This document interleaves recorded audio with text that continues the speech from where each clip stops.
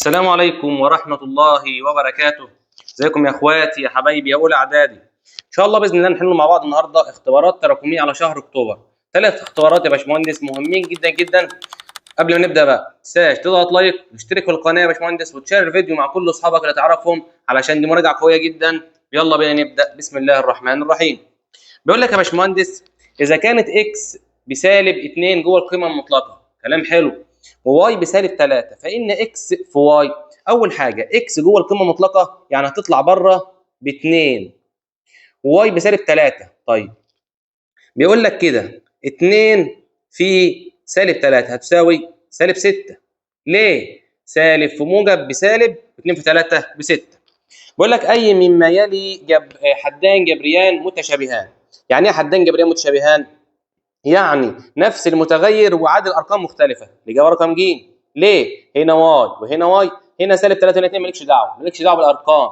اما هنا واي تربيع وهنا واي غلط، هنا اكس وتربيع وواي دول متغيرات مختلفه. طيب بيقول لك اذا زاد سعر بنطلون من 400 جنيه الى 480 جنيه فما معدل الزياده؟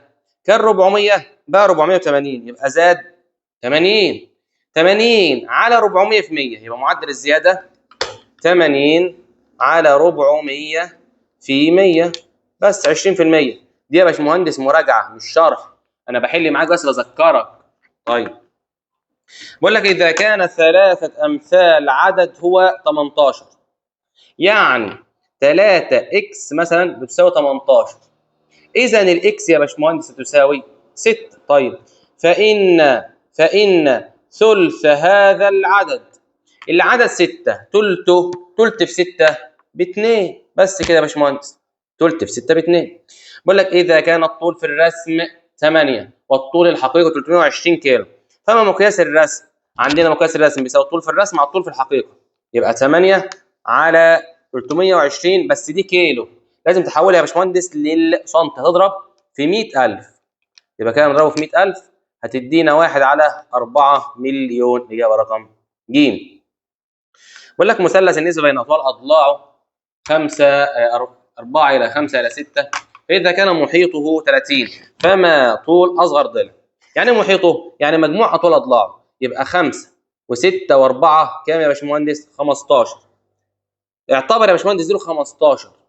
إذا هو محيطه 30، 30 على 15 فيها الاثنين، يبقى كده جبت الجزء 30 على 15 فيها الاثنين، أصغر ضلع اللي هو 4، يبقى الأربعة في 2 8. يبقى بجيب قيمة الجزء الواحد 30 على 15 على مجموع الأجزاء، طب طلعت ب 2. أصغر ضلع اللي هو الأربعة نسبته 4 يبقى 4 في 2 ب 8. طب أكبر ضلع يبقى 12. طيب بيقول لك يا باشمهندس طلع لي من هنا اكس وواي وزد. كلام حلو.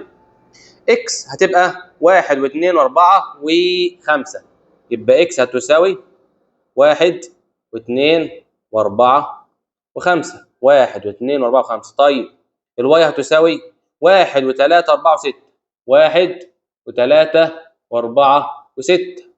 طيب الزد هتساوي 1 و2 و3 و7، 1 و2 و3 و7. كلام مظبوط.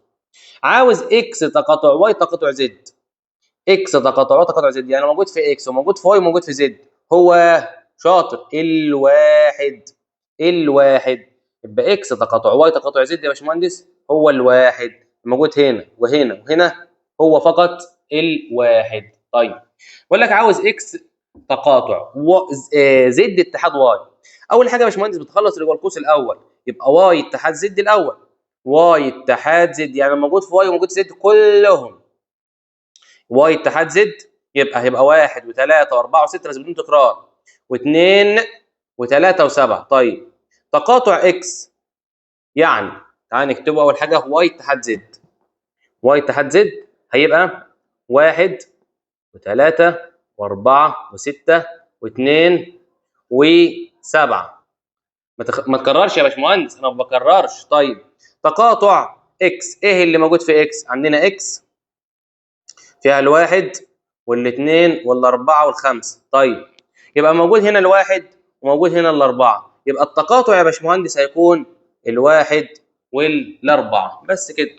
بقول لك باستخدام خاصيه التوزيع اوجد قيمه. طيب توزيع يعني هاخد عامل مشترك هاخد المكرر يبقى 6 على 37 هيتفضل 7 زائد 5 زائد سالب 11 بس كده. طب 7 زائد 5 كلام مظبوط 12. 12 ناقص 11 1 يبقى 1 في 6 على 37 ب 6 على 37 بس كده. طيب دي سالب 14 في 101 بالآلة سالب 14 في 101 طلعت سالب 1414. طيب يلا نخش على الاختبار رقم 2. بيقول لك عاوز ناتج جمع المقدارين 5b ناقص 3a و5a ناقص 3b. اول حاجه هنجمع البي مع البي والاي مع الاي. اول حاجه سالب 3a و5a ب 2a. عملتها ازاي؟ 5 ناقص 3. طب حلو. طب و5b ناقص 3b زائد 2b. يبقى عايزين الاجابه اللي هي 2a زائد 2b. الاجابه رقم ب. بيقول لك الشكل المقابل يوضح مقياس رسم خريطه. عرفنا ان كل 1 سم عندنا ان كل 1 سم بيدينا 30 كيلو. بيقول لك اذا كانت المسافه بين مدينتين 3.5 يبقى لو عاوزين لو 3.5 يا باشمهندس سنتي هتدينا اكس يبقى 3.5 في 30 على 1 تطلع ب 105. بيقول لك ايه ب 5 و7 فما عدد المجموعات الجزئيه. عندنا قانون لعدد المجموعات 2 اس ان حيث ان عدد العناصر اللي جوه المجموعه. طب عدد العناصر 2 يبقى 2 اس 2 ب 4. طيب بيقول لك اذا كان سعر الثلاجه 12000 جنيه وتم عمل تخفيض 15% فما سعر الثلاجه بالجنيه بعد تخفيض. 15% يعني 15 على 100 في سعرها اللي هي 12000 جنيه يبقى التخفيض 1800. يبقى هكتب 12000 ناقص 1800. 12000 ناقص 1800 طلعت ب 10200 يا باشمهندس. يبقى جبت نسبه التخفيض وبعد كده طرحتها من السعر الاصلي. طيب بقول لك انا عايز قيمه اكس. طيب ما دي نسبه وتناسب يبقى اكس زائد 4 هتساوي 8 في 9 على 3 يلا 24. طب انا عاوز اكس هتساوي 24 ناقص 4 يبقى اكس ب 20. طيب المعكوس الضربي للعدد الكسري ده. طيب هعمل ايه؟ اول حاجه اخليه كسر اعتيادي ثبت المقام سالب 2 في 3 بسالب 6 و1 سالب 5. كلام حلو. سالب 2 في 3 بسالب 6 و1 سالب 5. طيب المعكوس الضربي يعني بقلب هتبقى 3 على سالب 5. طب ما فيش في الاختيار سالب 5 تبقى ازاي بقى؟ سيب السالب زي ما هو يا باشمهندس. و2 في 3 ب 6 و1 7 يبقى المفروض سالب 3 على 7 يبقى الاجابه سالب 3 على 7. يبقى هو ساب السالب بره وبعد كده رفعه كسر اعتيادي نزل ال 3 2 في 3 ب 6 و1 يبقى 7. ما تروحش تختار الف غلط تختار جيم ليه؟ تعكس. طيب بيقول لك اوجد التعبير الرياضي الذي يعبر عن محيط المستطيل. يعني ايه محيط المستطيل؟ الطول زائد العرض الكلي في 2. اكتب يا ولا الطول زائد العرض الكلي في 2. طيب الطول عندنا كام؟ 2 اكس زائد 1. طب العرض عندنا كام؟ 3 واي الكل ده في 2. طيب 2 اكس في 2 ب 4 اكس زائد 2 زائد 6 واي بس كده. ده ثم بقول لك اهو اوجد التعبير الرياضي. ده التعبير الرياضي 4 اكس زائد 2 زائد 6 واي ثم اوجد القيمه العدديه المحيط عند واي ب 2 واكس ب 4. شيل كل واي حط 2 شيل كل اكس حط 4. طب 4 في 4 16 زائد 2 زائد 6 في 2 ب 12 يبقى 12 و2 14 و16 يبقى 30 سم يا باشمهندس. يبقى المحيط ب 30 سم. طيب بقول لك اشترى عمر ونادر وشريف. اشترك عمر والنادر وشريف في مشروع تجاري. دفع عمر 450,000 جنيه ودفع نادر 250,000 ودفع شريف 300,000 جنيه وفي نهاية العام بلغ صافي الربح 80,000 أو احسب نصيب كل من الأرباح. عندنا يا باشمهندس كذا طريقة لحل المسألة دي. أول حاجة هكتب عمر إلى نادر إلى شريف.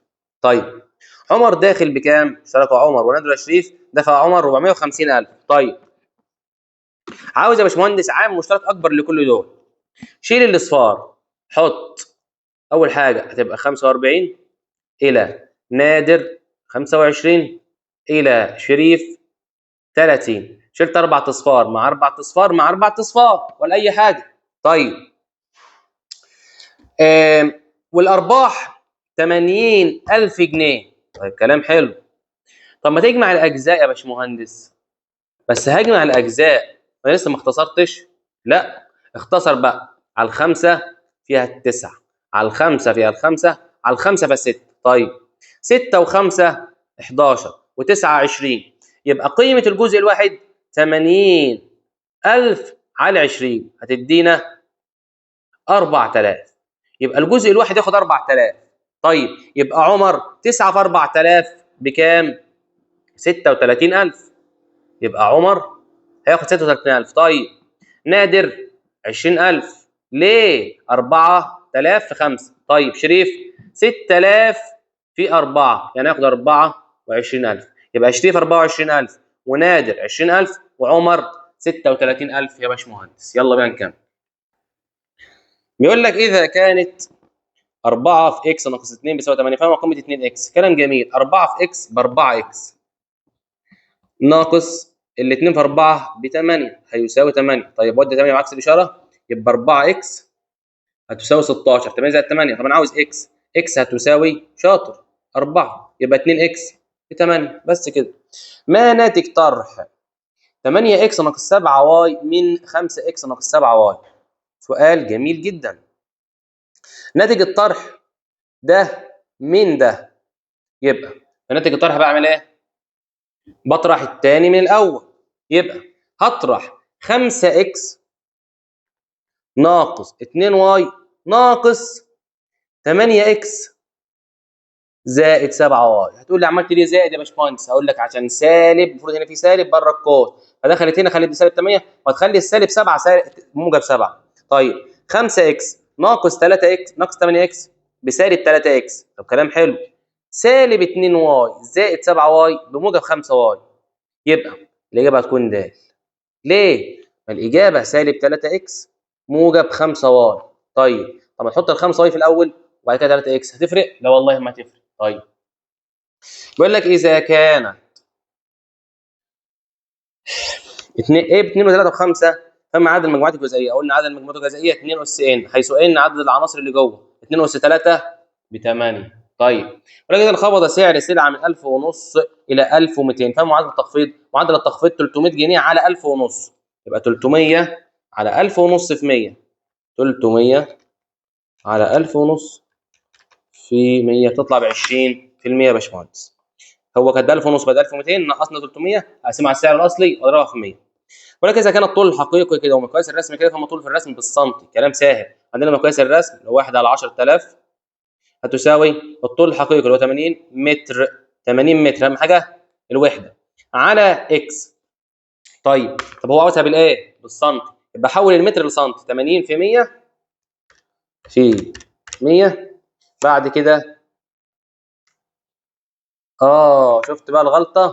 المفروض اكس فوق على 80 تحت عشان فوق بحط الطول في الرسم وهو عاوز الطول في الرسم وتحت طول حقيقي. صح كده. يبقى 80 في 100 في 1 على 1000 على 1000 طلعت ب 8 سم يا باشمهندس. بقول لك اذا كان 48 على 32 بتساوي اكس على 2. طبعا عايز اكس سهله. 48 في 2 على 32 بتطلع ب 3. نجربها كده. 48 في 2 على 32 طلعت ب 3. بيقول لك اكس ب 8 و3 وواي كده مثل في شكل فين سماوي مش لازم نمثله. عاوزين اكس اتحاد واي يعني موجود هنا وهنا بدون تكرار. يبقى الواحد والثلاثه والخمسه والثمانيه والثلاثه والثمانيه ما تكررهمش. التقاطع يبقى الثلاثه والثمانيه بس كده. شكل فين يا باشمهندس ترسم ده وده وهتحط التقاطع هنا يبقى 3 و8 هنا وتكمل بقى. بقول لك وزع رجل مبلغا من المال بين شخصين بحيث نصيب الاول نصف نصيب الثاني. نصيب الاول اعتبره اكس ونصيب الثاني يبقى نص اكس. فاذا كان الفرق بينهما 600 جنيه اوجد نصيب كل منهم. سؤال جميل. وزع رجل مبلغ من المال بين شخصين حيث نصيب الاول نصف نصيب الثاني.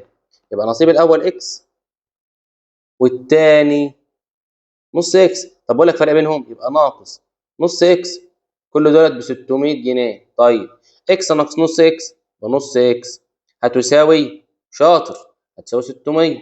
يبقى الاكس هتساوي 1200. يبقى الراجل الاول هياخد 1200 والراجل الثاني 600. يبقى الراجل الاول هياخد 1200 والراجل الثاني 600 يا باشمهندس. اللهم لك الحمد، خلصنا الاختبارات. ما تنساش بقى تشترك في القناه، تضغط لايك وشير الفيديو مع كل اصحابك. والسلام عليكم ورحمه الله وبركاته.